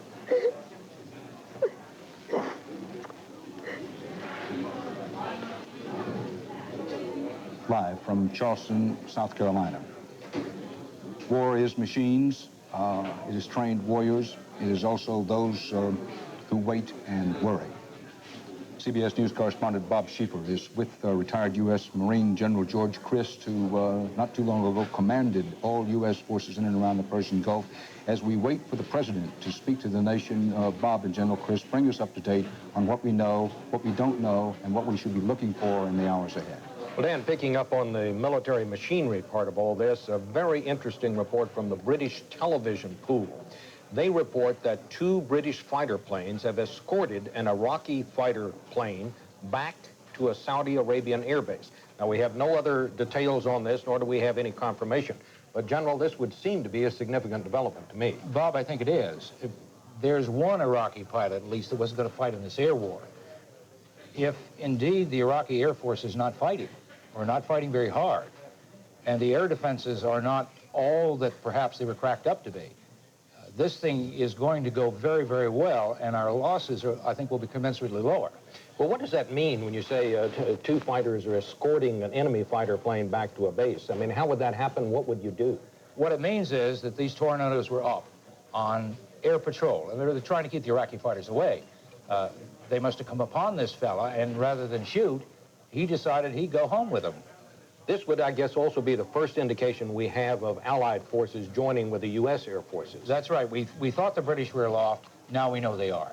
Now, the other development that we have now confirmed, and we had reported earlier, and General Christ had talked about, that the first strikes were apparently made by Tomahawk missiles. That's the cruise missile. That has now been confirmed by military authorities, as I understand. That's right. And there are also reports that at least some of those Tomahawks were coming out of these 2 battleships, the Missouri and Wisconsin, which carry Tomahawks on both of them. So that's it, Dan, and a significant development to be sure, if indeed this proves to be correct. Bob and General Chris, we know the Tomahawk missiles have been fired. We believe they were fired from U.S. ships in the Persian Gulf and in the Red Sea. General Chris, you once talked about the possibility of firing Tomahawks from the Mediterranean, bringing them in military parlance over the shoulder, which is to say over Syria. Any indication that that has actually been done? It is theoretically possible, of course. They could fire them off of ships here, and the range is such that they could get to airfields along here. But we really don't know, Dan, whether that's been done or not. The air war has begun. The psychological war is over. War in the Middle East. Combat in and around the Persian Gulf so far, combined to combat in the air. The U.S. Defense Department says that from all indications, quote, things have gone very well so far, end quote. That quote was given to CBS News Defense Department correspondent David Martin. Now, as we await the appearance of President Bush in the Oval Office for his address, let's go to Charles Kuralt, whose main role here is to monitor events in the United States. Dan, Walter made the point that in the initial minutes there wasn't any reaction to speak of on the streets of New York. You and I have made the point that President Bush is not leading a united country into this war. Just a couple days ago, our CBS News New York Times poll showed 46% of the people begging the president to wait, see if sanctions could work. Outside the White House, well, outside the White House, it doesn't take long for protests to form. I believe outside the White House right now, as the president is preparing to speak to the nation, a number of protesters have gathered, and I think, no doubt, later in the evening and tomorrow, we'll see protests in every major city of this country. That's what's going on, I think, outside the White House right now. And Charles, what we don't have here is what we call on television the wide shot. It's difficult to tell how many people are actually protesting there. Sometimes the close-up such as this can give an erroneous impression of how many people are there. I simply don't know because we don't have the wide shot. Charles, you make a good point that over and over again we have reported that as the nation goes to war, we are a divided nation. But the thought strikes me that I don't know that there's ever been a nation from pre-biblical time on through Joshua, Caesar, and Alexander, where a nation was united, completely united behind a war. Perhaps we came closest during World War II. The difference for a democratic people such as ourselves is that our divisions show. They're out in the open. That wife and mother we saw weeping live on national television in Charleston a little while ago represents a lot of people, though, I think, Dan, relatives of those in the service over there who think the best way to support those troops would be to bring them home. And, of course, we all hope they come home safely soon. Well, the strategy is to get it over with quickly. We will see whether the strategy works. David Martin is at the Pentagon. David? Dan, we've been given what is a copy of a speech, a very brief speech, which General Schwarzkopf, the commander of Operation Desert Storm, has apparently given, I guess, over Armed Forces Radio to the troops that are part of this operation. He starts simply by announcing that at 3 o'clock in the morning local time, we launched Operation Desert Storm, an offensive campaign that will enforce United Nations resolutions that Iraq must cease its rape and pillage of its weaker neighbor and withdraw its forces from Kuwait. He goes on to say, you are a member of the most powerful force our country, in coalition with our allies, has ever assembled in a single theater to face such an aggressor. You have trained hard for this battle, and you are ready. During my visits with you, I have seen in your eyes a fire of determination to get this job done quickly so that we all may return to the shores of our great nation. My confidence in you is total. Our cause is just. Now you must be the thunder and lightning of Desert Storm. May God be with you, your loved ones at home, and our country. And it's signed H. Norman Schwarzkopf, Commander-in-Chief, U.S. Central Command. David Martin at the Pentagon as U.S. warriors in the air take the war to Iraq and to Iraqi forces in Kuwait. As part of our CBS News live coverage just before President Bush addresses the nation from the Oval Office, we're going to pause for 10 seconds, no longer here, to let those stations who choose to do so up and down the line identify themselves. Stick here with us. We'll be taking you to the Oval Office in Washington for President Bush's address in just 10 seconds.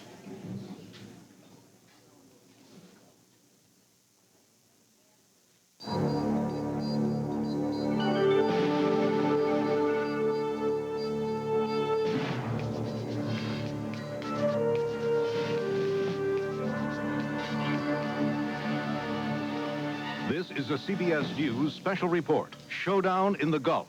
Reporting from New York, Dan Rather.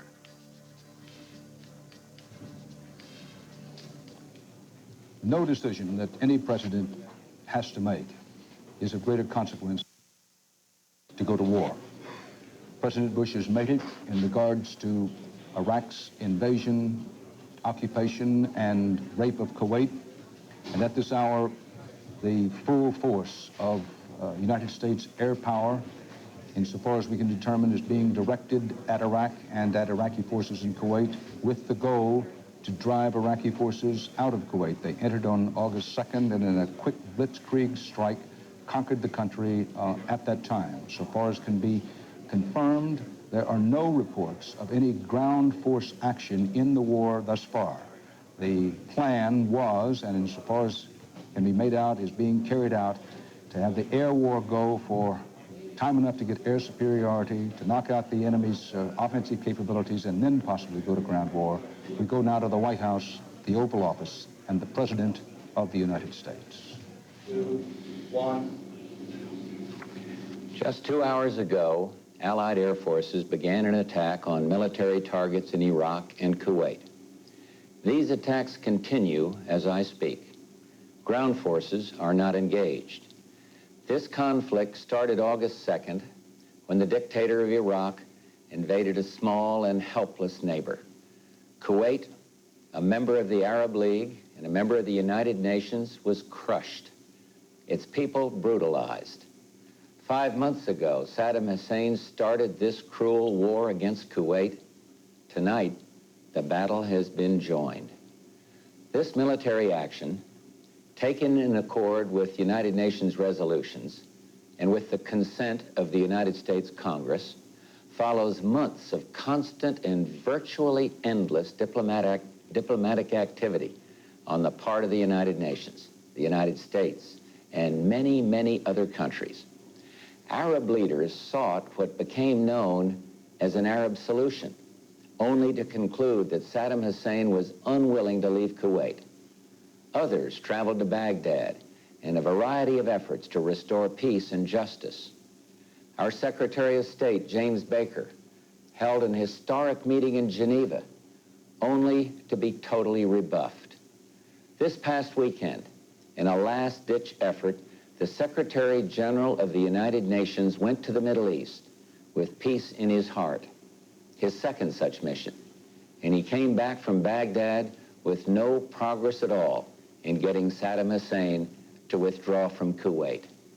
Now, the 28 countries with forces in the Gulf area have exhausted all reasonable efforts to reach a peaceful resolution, have no choice but to drive Saddam from Kuwait by force. We will not fail. As I report to you, air attacks are underway against military targets in Iraq. We are determined to knock out Saddam Hussein's nuclear bomb potential. We will also destroy his chemical weapons facilities. Much of Saddam's artillery and tanks will be destroyed. Our operations are designed to best protect the lives of all the coalition forces by targeting Saddam's vast military arsenal. Initial reports from General Schwarzkopf are that our operations are proceeding according to plan. Our objectives are clear. Saddam Hussein's forces will leave Kuwait. The legitimate government of Kuwait will be restored to its rightful place, and Kuwait will once again be free. Iraq will eventually comply with all relevant United Nations resolutions, and then, when peace is restored, it is our hope that Iraq will live as a peaceful and cooperative member of the family of nations, thus enhancing the security and stability of the Gulf. Some may ask, why act now? Why not wait? The answer is clear. The world could wait no longer. Sanctions, though having some effect, showed no signs of accomplishing their objective. Sanctions were tried for well over 5 months, and we and our allies concluded that sanctions alone would not force Saddam from Kuwait. While the world waited, Saddam Hussein systematically raped, pillaged, and plundered a tiny nation, no threat to his own. He subjected the people of Kuwait to unspeakable atrocities, and among those maimed and murdered, innocent children. While the world waited, Saddam sought to add to the chemical weapons arsenal he now possesses an infinitely more dangerous weapon of mass destruction, a nuclear weapon. And while the world waited, while the world talked peace and withdrawal, Saddam Hussein dug in and moved massive forces into Kuwait. While the world waited, while Saddam stalled, more damage was being done to the fragile economies of the Third World, the emerging democracies of Eastern Europe, to the entire world, including to our own economy. The United States, together with the United Nations, exhausted every means at our disposal to bring this crisis to a peaceful end. However, Saddam clearly felt that by stalling and threatening and defying the United Nations, he could weaken the forces arrayed against him. While the world waited, Saddam Hussein met every overture of peace with open contempt. While the world prayed for peace, Saddam prepared for war.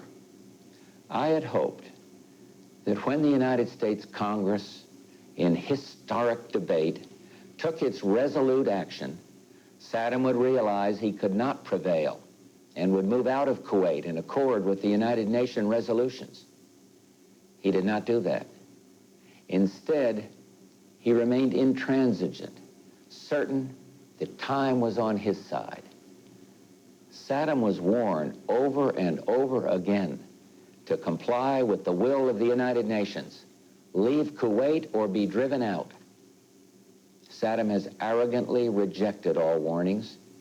Instead, he tried to make this a dispute between Iraq and the United States of America. Well, he failed. Tonight, 28 nations, countries from 5 continents, Europe and Asia, Africa, and the Arab League, have forces in the Gulf area standing shoulder to shoulder against Saddam Hussein. These countries had hoped the use of force could be avoided. Regrettably, we now believe that only force will make him leave. Prior to ordering our forces into battle, I instructed our military commanders to take every necessary step to prevail as quickly as possible and with the greatest degree of protection possible for American and Allied servicemen and women. I've told the American people before that this will not be another Vietnam. And I repeat this here tonight. Our troops will have the best possible support in the entire world, and they will not be asked to fight with one hand tied behind their back. I'm hopeful that this fighting will not go on for long, and that casualties will be held to an absolute minimum. This is an historic moment. We have in this past year made great progress in ending the long era of conflict and Cold War.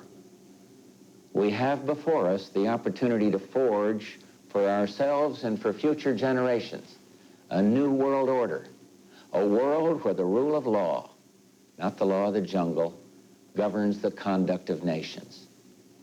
When we are successful, and we will be, we have a real chance at this new world order, an order in which a credible United Nations can use its peacekeeping role to fulfill the promise and vision of the UN's founders.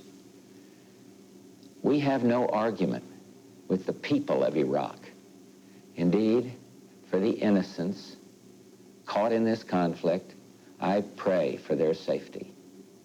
Our goal is not the conquest of Iraq. It is the liberation of Kuwait. It is my hope that somehow the Iraqi people can, even now, convince their dictator that he must lay down his arms, leave Kuwait, and let Iraq itself rejoin the family of peace-loving nations. Thomas Paine wrote many years ago, "These are the times that try men's souls." Those well-known words are so very true today. But even as planes of the multinational forces attack Iraq, I prefer to think of peace, not war. I am convinced not only that we will prevail, but that out of the horror of combat will come the recognition that no nation can stand against a world united. No nation will be permitted to brutally assault its neighbor. No president can easily commit our sons and daughters to war. They are the nation's finest. Ours is an all-volunteer force, magnificently trained, highly motivated.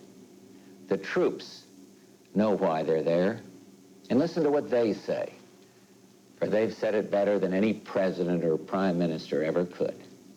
Listen to Hollywood Huddleston, Marine Lance Corporal. He says, "Let's free these people so we can go home and be free again." He's right. The terrible crimes and tortures committed by Saddam's henchmen against the innocent people of Kuwait are an affront to mankind and a challenge to the freedom of all. Listen to one of our great officers out there, Marine Lieutenant General Walter Boomer. He said, "There are things worth fighting for. A world in which brutality and lawlessness are allowed to go unchecked isn't the kind of world we're going to want to live in." Listen to Master Sergeant J.P. Kendall of the 82nd Airborne. "We're here for more than just the price of a gallon of gas. What we're doing is going to chart the future of the world for the next 100 years. It's better to deal with this guy now than 5 years from now." And finally, we should all sit up and listen to Jackie Jones, an Army lieutenant, when she says, "If we let him get away with this, who knows what's going to be next?" I've called upon Hollywood and Walter and JP and Jackie and all their courageous comrades in arms to do what must be done. Tonight, America and the world are deeply grateful to them and to their families. And let me say to everyone listening or watching tonight, when the troops we've sent in finish their work, I'm determined to bring them home as soon as possible. Tonight, as our forces fight, they and their families are in our prayers. May God bless each and every one of them and the coalition forces at our side in the Gulf, and may he continue to bless our nation, the United States of America.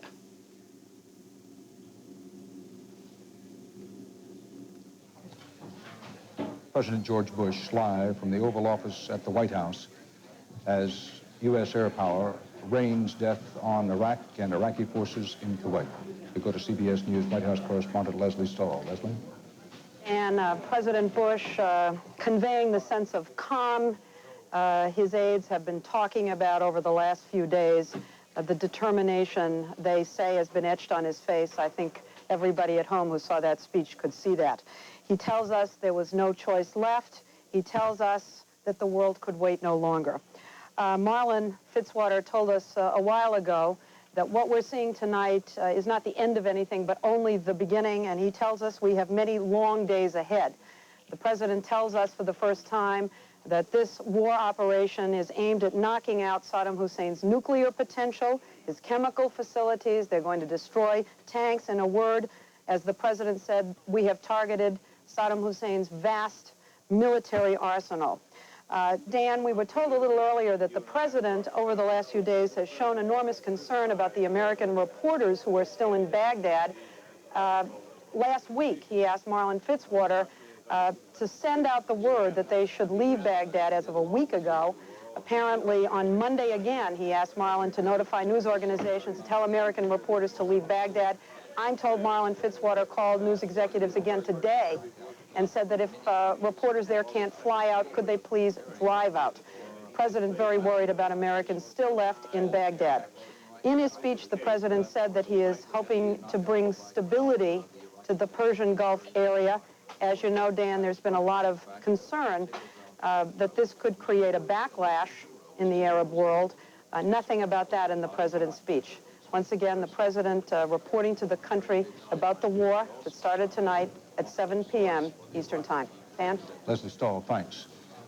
The only aircraft confirmed in the early going on the attacks against Iraq and Iraqi forces in Kuwait were U.S. Air Force planes. It has now been confirmed, as we reported earlier, that British Tornado fighter jets are also involved, and elements of the Saudi Arabian Air Force are also involved.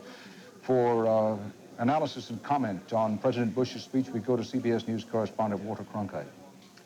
Well, Dan, I think the principal thing about the speech is that here is the president making the announcement that we all dreaded would have to be made and that he probably dreaded having to make, but felt necessary.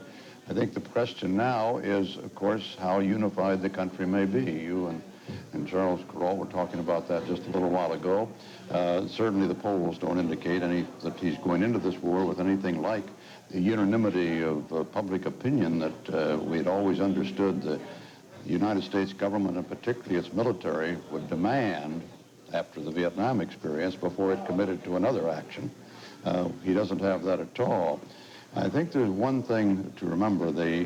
Probably the reaction of those who are opposed to this war is going to grow even stronger as the days go on and the casualties mount, unless by some miracle it is a terribly quick war.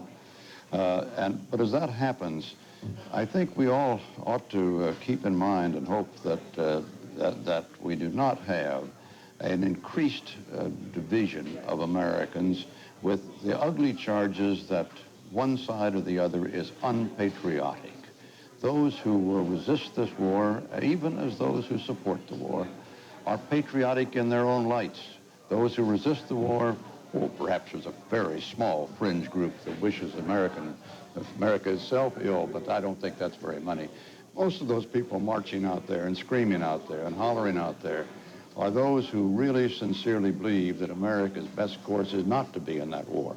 And even as that mother we saw in Charleston, South Carolina, wept over her despair that her two close kin are there in the war and that she doesn't want this war, there are many, many others, hundreds and thousands of others who will be opposed to this.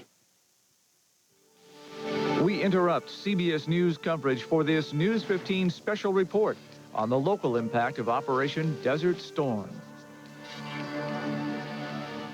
Good evening, I'm Joe Gregory. As you just heard, President Bush has officially told the nation Operation Desert Storm to free Kuwait from Iraqi occupation has started. Now, if you have been following network reports, you know the U.S. started air attacks on key military sites just before 7 p.m. Fort Wayne time. Of course, at this time, it's hard to tell what impact the attack has had thus far, but Defense Secretary Dick Cheney is expected to conduct a briefing at the Pentagon in a couple of hours to tell us what has transpired in the past 2.5 hours or so. Meanwhile, here in Fort Wayne, the reality of this attack is just now sinking in. Now, News 15 is in touch with many people personally touched by this Gulf crisis. Jeff Newmeyer is talking with an Iraqi native now living in the Fort Wayne area. He's concerned about his family still behind in his homeland. And we're talking with Congresswoman Jill Long, gathering her reaction to the president's speech. We hope to have that for you a little later on tonight if we have the opportunity. The impact of this conflict in the Gulf on Fort Wayne is also taking other forms. We found lines at gas stations as people fill their tanks to beat an anticipated price increase. The streets are unusually quiet. It seems people are staying close to their TV sets at home. At Bear Field, some people have actually canceled their flights tonight, and security at Bearfield Airport has been beefed up. Now, when it comes to local support and prayers in preparation for this war, perhaps no one has done more in the Fort Wayne area than Marvetta Myers. She has a son currently stationed in the Persian Gulf. She has organized the Yellow Ribbon Pen Pal campaign, put together Christmas care packages, and was in the process of putting together Valentine greeting cards.